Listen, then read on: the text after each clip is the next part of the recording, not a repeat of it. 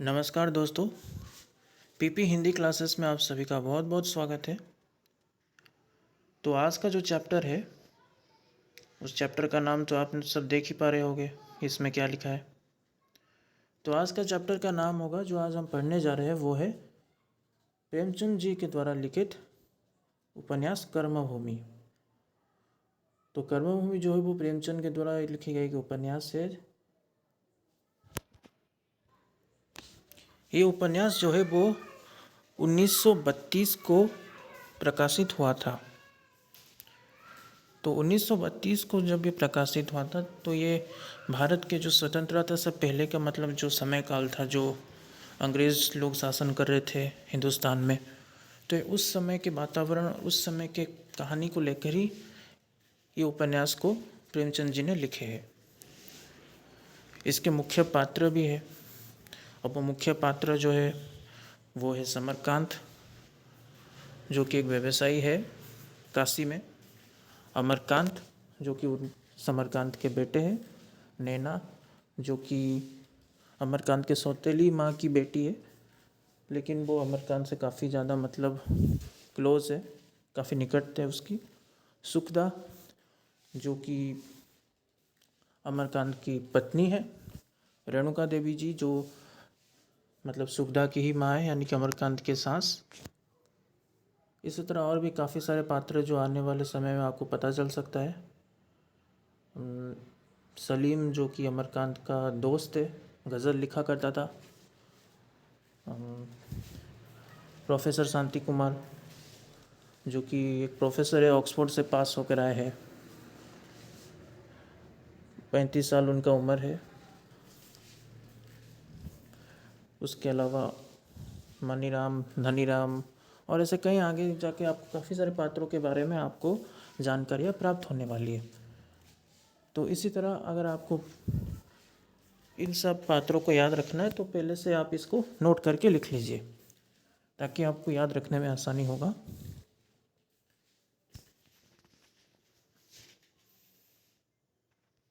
हमारे स्कूलों और कॉलेजों में जिस तत्परता से फीस वसूल की जाती है, शायद मालगुजारी भी उतनी सख्ती से नहीं वसूली की जाती। तो यहाँ पर लिखा हुआ है कि हमारे स्कूलों और कॉलेजों में जितनी तत्परता से फीस वसूल की जाती है, मतलब हमारे स्कूलों और कॉलेज में, आप लोग जानते होंगे कि स्कूलों और कॉलेजों में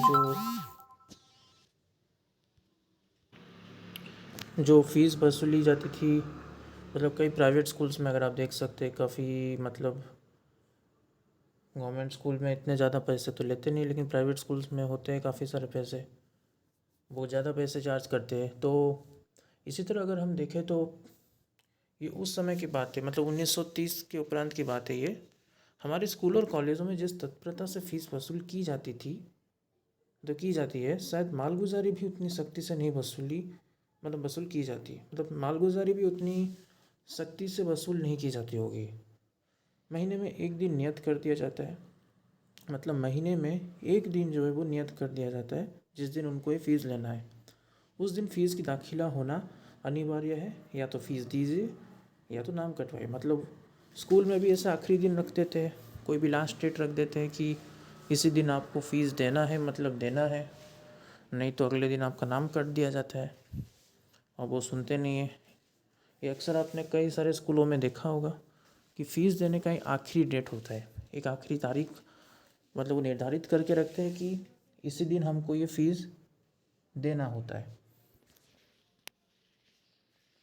या जब तक फ़ीस ना दाखिल हो रोज़ कुछ जुर्माना दीजिए।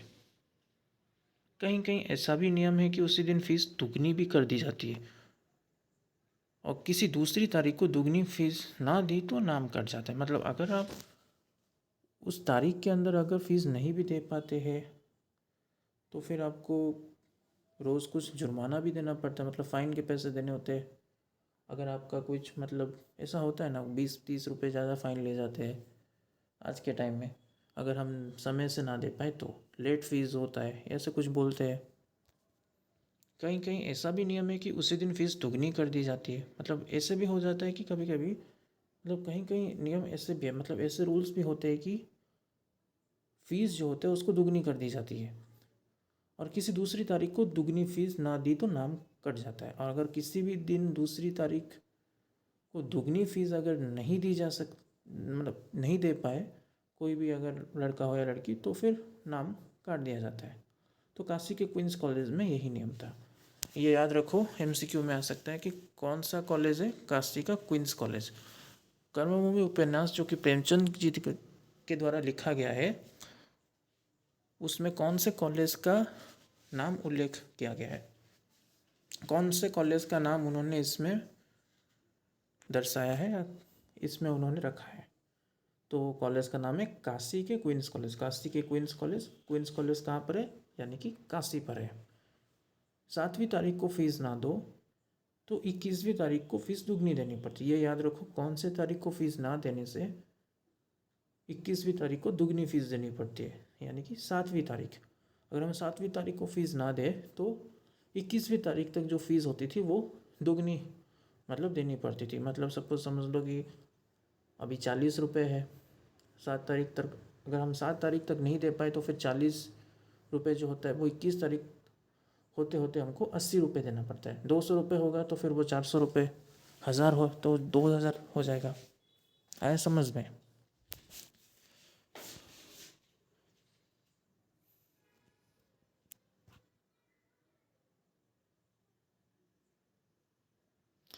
तो ऐसे कठोर नियमों का उद्देश्य इसके सिवा और क्या हो सकता था कि गरीबों के लड़के स्कूल छोड़कर भाग जाएं। वही हृदयहीन दफ्तरी शासन जो अन्य विभागों में है, हमारे शिक्षालयों में भी है। तो ऐसे कठोर नियमों का उद्देश्य इसके सिवा और क्या हो सकता था। मतलब ऐसे कठोर नियमों का उद्देश्य जो है इसके सिवा हो ही क्या सकता था कि गरीबों के लड़के स्कूल छोड़कर भाग जाए। मतलब गरीबों के जो लड़के जो पैसे नहीं दे सकते थे, मुफ्त में आके पढ़ते थे, वो स्कूल छोड़ के अगर भाग जाएंगे तो और भी अच्छा है। इसलिए इतना सख्ती किया जाता था ताकि वो अगर पैसे नहीं दे पाए तो वो वैसे ही स्कूल को छोड़ दे। वही हृदयहीन दफ्तरी शासन मतलब दिल ना होने वाले जो काम होते हैं, जिसमें कोई दिल नहीं होता है, वो ऐसे मतलब बेरहम काम करते हैं, तो वही होता है हृदयहीन दफ्तरी शासन। मतलब उस ज़माने में होते थे जब अंग्रेज़ के लोग शासन करते थे, जब हिंदुस्तान भी आज़ाद नहीं हुआ था। जो अन्य विभागों में है, हमारे शिक्षालयों में भी है, वह किसी के स्थान रियायत नहीं करता। चाहे जहाँ से लाओ, फ़र्ज लो, गहने गिरवी रखो, लोटा थाली बेचो, चोरी करो, मगर फीस जरूर दो।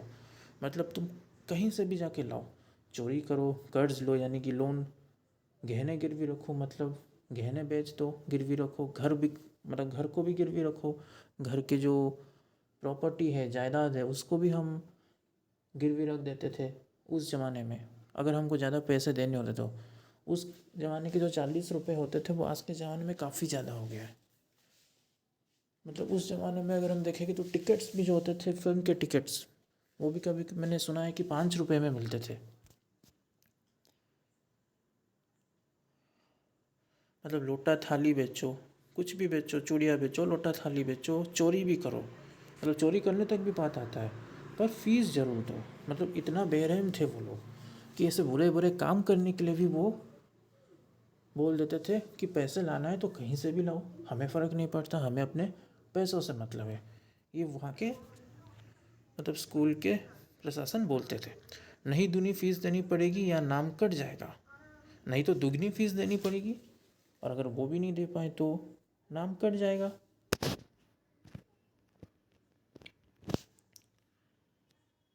जमीन और जायदाद के कर वसूल करने में भी कुछ रियासत की जाती है।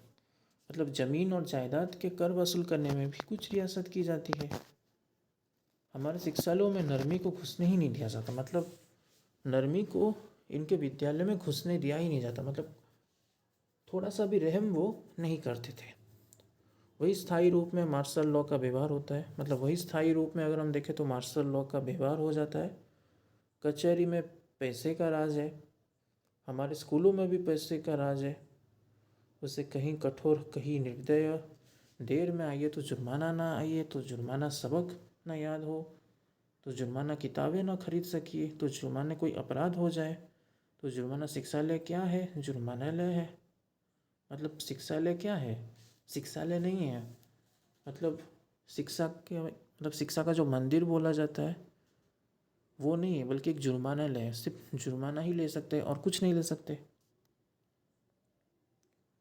हमारे स्कूल में भी पैसे का राज है। स्कूल में जो है वो पैसों का राज है। सब कुछ पैसों से चलता है। अगर तुम पैसे नहीं दोगे तो तुम्हें कोई अच्छा से पढ़ाएगा नहीं। उसे कहीं कठोर कहीं निर्दय, मतलब कहीं ज़्यादा कठोर, काफ़ी स्ट्रिक्ट रूल्स, काफ़ी कड़ा नियम। देर में आइए तो जुर्माना, मतलब अगर आप देर से अगर आपके क्लास पहुँचते तब भी आपको जुर्माना देना पड़ता है।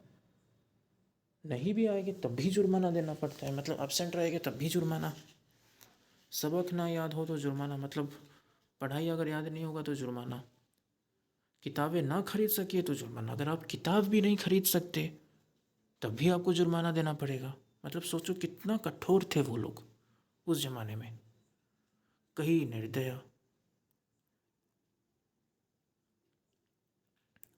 तो कोई अपराध हो जाए तब भी जुर्माना। शिक्षालय क्या है? जुर्मानालय है। तो ये भी सवाल आ सकता है आपके किसी भी एग्ज़ाम में, चाहे वो नेट के एग्ज़ाम हो या कोई भी हाई स्कूल का एग्ज़ाम आप दे रहे हो या KVSE या जिसमें भी ये मतलब ये विषय होगा। किसी भी राज्य का कोई भी परीक्षा हो, हरियाणा हो, बिहार, यूपी, राजस्थान या कहीं किसी भी राज्य का कोई भी अगर ऐसा परीक्षा हिंदी से संबंधित होता है जिसमें कि कर्मभूमि उपन्यास आपके सिलेबस में हो, तो आपको हर बिट बाय बिट किताब से आपको पढ़ना पड़ेगा कि शिक्षालय इसमें क्या है? जुर्मानालय है। यही हमारी पश्चिमी शिक्षा का आदर्श है। मतलब वेस्टर्न एजुकेशन का ये इन्फ्लुएंस है। मतलब पश्चिमी शिक्षा का ये प्रभाव पड़ा है, यानी कि आदर्श है ये, जिसकी तारीफ़ों के पुल बांधे जाते हैं। मतलब यहाँ पर हमारे भारतीय संस्कृति को पूरी तरह से भुला दिया गया था, पूरी तरह से। यदि ऐसे शिक्षालयों से पैसे पर जान देने वाले, पैसे के लिए गरीबों का गला काटने वाले, पैसे के लिए अपनी आत्मा बेच देने वाले छात्र निकलते हैं तो आश्चर्य क्या है? मतलब ऐसे शिक्षालय में अगर पैसे पर जान देने वाले, तो पैसे के लिए अपनी जान को भी गिरवी रख सकते हैं। पैसे के लिए गरीबों का गला भी काट सकते हैं, मतलब किसी और का हत्या भी कर सकते हैं। पैसों के लिए अपनी आत्मा बेच देने वाले छात्र भी निकलते हैं तो आश्चर्य ही क्या है? आज वही वसूली की तारीख है। अध्यापकों की मेज़ों पर रुपए की ढेर लगे हैं। अगर देखें तो आज वही वसूली की तारीख आ चुकी थी। अध्यापकों की मेज़ों पर रुपयों की ढेर लगे, मतलब काफ़ी सारे बच्चे रुपए ला के जमा कर रहे थे। मतलब सोचो कितने सारे रुपए आ रहे होंगे, 40-40 रुपये कितने बच्चे आके दे रहे होंगे। चारों तरफ खान पान की आवाज़ें आ रही थी। सराफे में भी रुपए की ऐसी झंकार कम सुनाई देती है।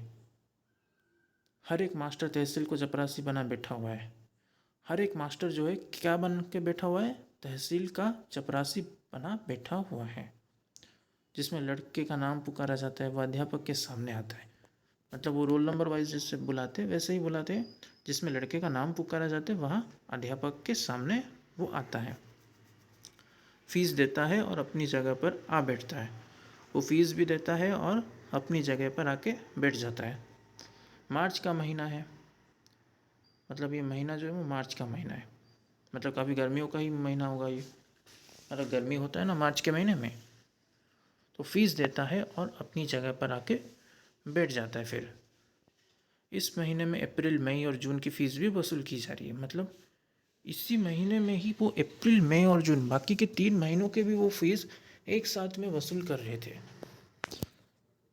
इम्तिहान की फ़ीस भी ली जा रही है। मतलब परीक्षा के जो फीस होते हैं, एग्ज़ाम की फ़ीस, जैसे कि हम कॉलेज में फॉर्म फिलअप करते हैं या स्कूल के जो फॉर्म फिलअप हम करते हैं किसी भी बड़े एग्ज़ाम के लिए, तो उसके भी वो फीस इसमें ही ले जाते हैं।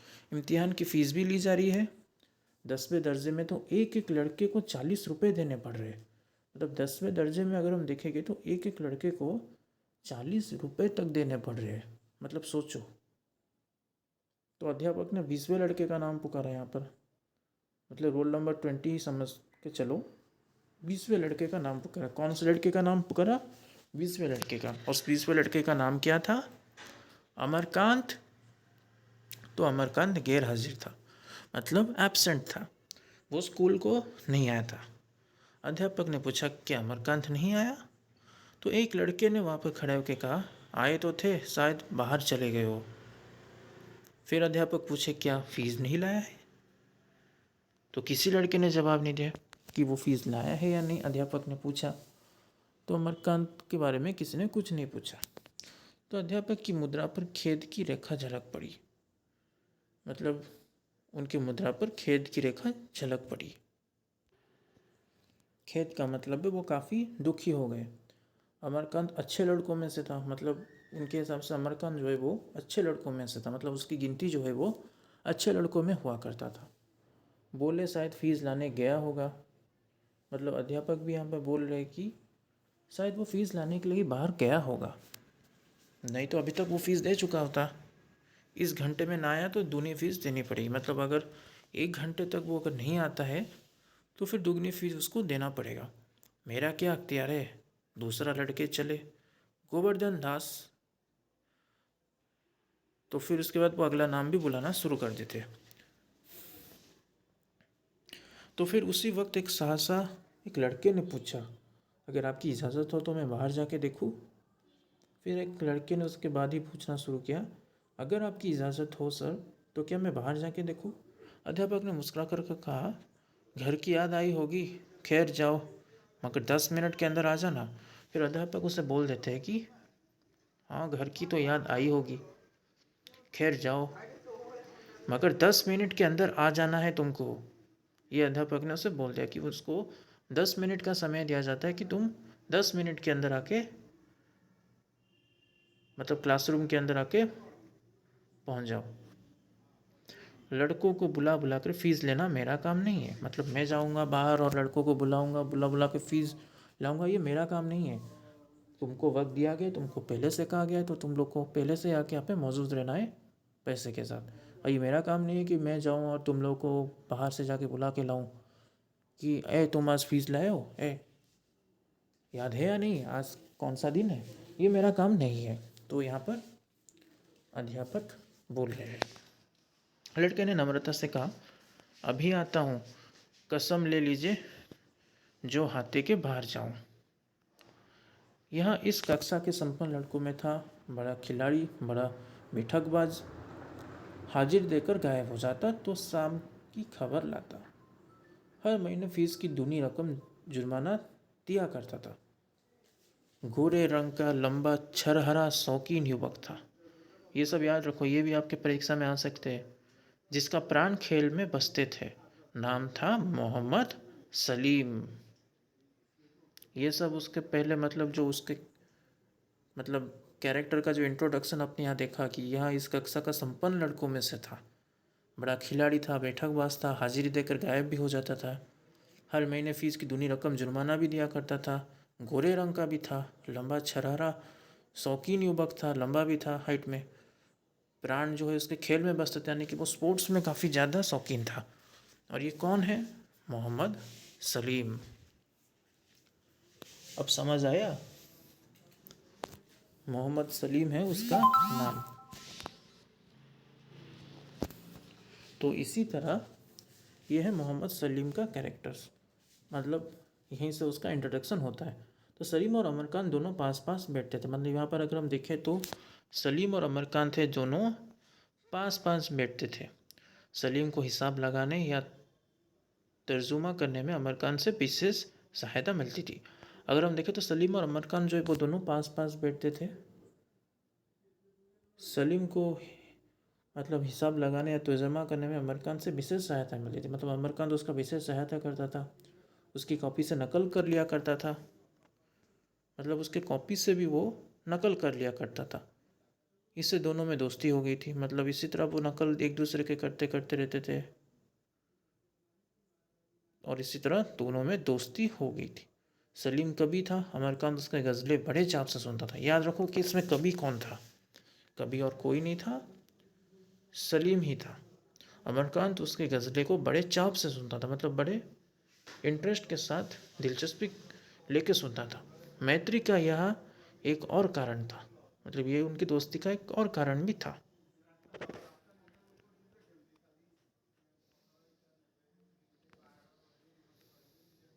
तो सलीम ने बाहर जाकर इधर उधर निगाहें दौड़ाई, अमरकांत का कहीं पता न था। जरा और आगे बढ़ो तो देखा वह एक वृक्ष की आड़ में खड़ा है। जब वो थोड़ा सा आगे बढ़ा तो उसने देखा कि वह एक वृक्ष की आड़ में खड़ा है। पुकारा, अमरकांत, ओ बुद्धू लाल, चलो फीस जमा कर, पंडित जी बिगड़ रहे हैं। तो सलीम ने बाहर जाकर इधर उधर निगाहें दौड़ी कि यह कहाँ गया, कहाँ चला गया। अमरकांत का कहीं पता ना था। जरा और आगे बढ़े तो देखा वो एक वृक्ष के आड़ में खड़ा है, मतलब एक पेड़ के नीचे वो खड़ा है। तो उसने पुकारा, अमरकांत, ओ बुद्धू लाल, चलो फीस जमा कर, पंडित जी बिगड़ रहे हैं। तो बोला कि अमरकांत, ओ बुद्धू लाल, चलो।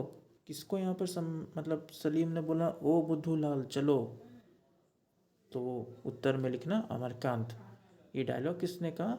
सलीम ने कहा। फीस जमा कर, पंडित जी बिगड़ रहे हैं। अमरकांत ने अचकन के दामन से आंखें पोंछ ली और सलीम की तरफ आता हुआ बोला, क्या मेरा नंबर आ गया? उसको पता भी नहीं था कि उसका नंबर जो है वो आ चुका था। सलीम ने उसके मुंह की तरफ देखा तो उसकी आंखें लाल थी। वह अपने जीवन में शायद ही कभी रोया हो। चौंक कर बोला, अरे तुम रो क्यों रहे हो, क्या बात है?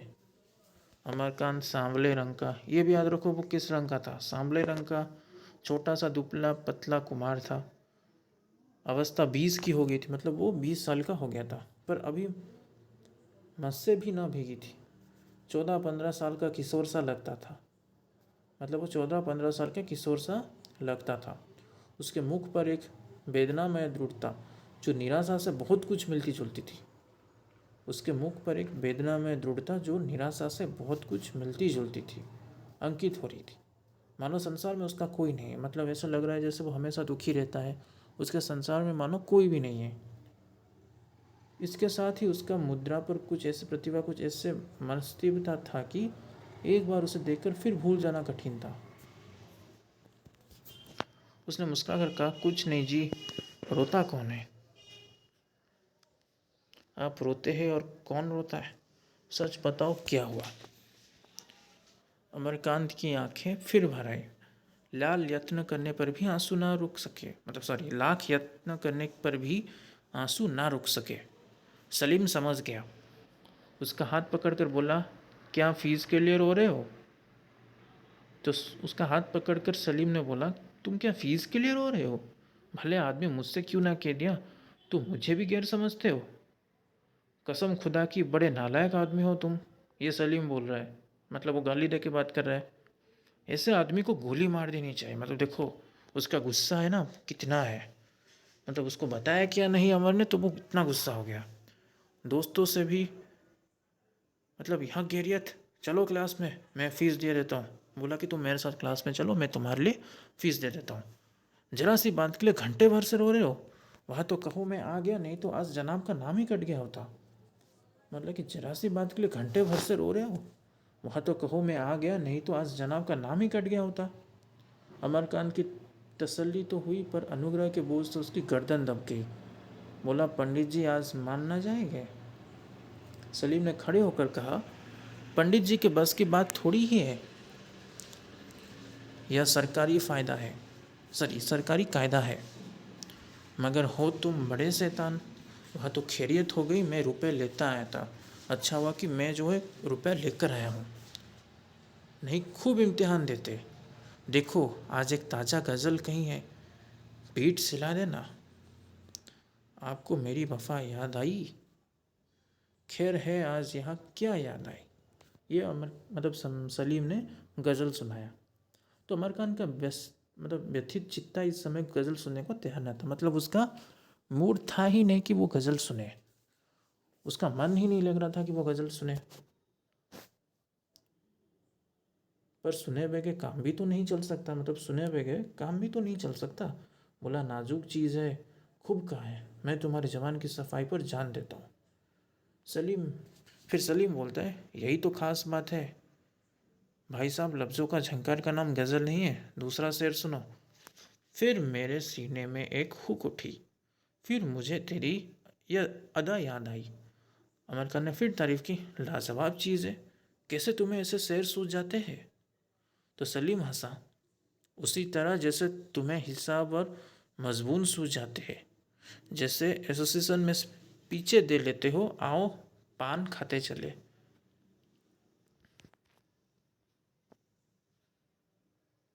तो दोनों दोस्त ने पान खाए और स्कूल की तरफ चले। अमरकांत ने कहा, पंडित जी बड़ी डांट बताएंगे, मतलब वो काफ़ी ज़्यादा डांट देने वाले। अमरकांत ने कहा, फीस ही तो ले गए, सलीम ने कहा, और जो पूछे अब तक कहाँ थे, कह देना फीस लाना भूल गया था। तो सलीम उसको कहा कि मतलब अमरकांत उसको पूछ रहा था कि अगर वो पूछे कि अब तक तुम कहाँ थे, क्यों नहीं आए थे, तो सलीम ने कहा कि ठीक है, बोल देना कि मैं फ़ीस लाना भूल गया था इसलिए नहीं आया था। मुझसे ना कहते बनेगा भाई, मैं साफ साफ कह दूंगा, अमरकांत बोल रहा है। फिर सलीम बोल रहा है, मतलब अमरकांत ने ये कहा कि मुझसे ना कहते बनेगा, मैं साफ साफ कह दूंगा। फिर सलीम बोल रहा है, तो तुम पिटोगे भी मेरे हाथ से, मतलब तुम चाहते हो कि मैं तुम्हें मारूं। तो संध्या समय जब छुट्टी हुई और दोनों मित्र घर चले, अमरकांत ने कहा, तुमने आज मुझ पर जो एहसान किया है, मतलब संध्या के समय स्कूल छुट्टी हो गई, तो फिर अमरकांत ने उससे कहा कि तुमने आज जो मेरे लिए एहसान किया है। सलीम ने उसके मुंह पर हाथ रख के कहा, बस खबरदार, जो मुंह से एक आवाज़ भी निकाली, कभी भूल कर भी इसका जिक्र ना करना। मतलब वो अमरकांत से बोल रहा है कि कभी भूल कर भी इसका जिक्र मत करना, आज जलसे में आओगे। फिर सलीम बोल रहा है कि मजबून क्या है, मुझे तो याद नहीं, आज वही पश्चिमी सभ्यता है, तो मुझे 2-4 पॉइंट बता दो, नहीं तो मैं वहाँ कहूँगा क्या, बताना क्या है। पश्चिमी सभ्यता की बुराइयाँ हम सब जानते हैं, मतलब जो पश्चिमी सभ्यता है, वेस्टर्न कल्चर, उसकी बुराइयाँ जो है वो हम सब जानते ही है, वही बयान कर देना। तुम जानते होगे, मुझे तो एक भी नहीं मालूम। यहाँ तो एक तो यहाँ तालीम ही है, जहाँ देखो वही दुकानदारी, अदालत की दुकान, इल्म की दुकान, सेहत की दुकान, इस एक पॉइंट पर बहुत कुछ कहा जा सकता है। तो अच्छी बात है, मैं आऊँगा। तो ये था पहला दृश्य का मतलब कहानी। इस उपन्यास का ये पहला पार्ट का मतलब स्टोरी था। इसका अगला पार्ट हम अगले वीडियो में आपके सामने लाएंगे। तो चलिए मिलते हैं अगले वीडियो में, तब तक के लिए नमस्ते।